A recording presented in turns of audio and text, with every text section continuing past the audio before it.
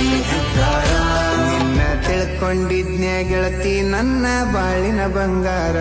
ಹೊಂಟ ಹೋಗುವಾಗ ಕೇಳ್ತೀನಿ ಕೊನೆಯ ಸರತಿ ಹೊಂಟ ಹೋಗುವಾಗ ಕೇಳ್ತೀನಿ ಕೊನೆಯ ಸರತಿ ನನ್ನ ಪ್ರೀತ್ಯಾಗ ಏನಿತ್ತ ಹಂತ ಕೊರತಿ ನನ್ನ ಪ್ರೀತ್ಯಾಗ ಏನಿತ್ತ ಹಂತ ಕೊರತಿ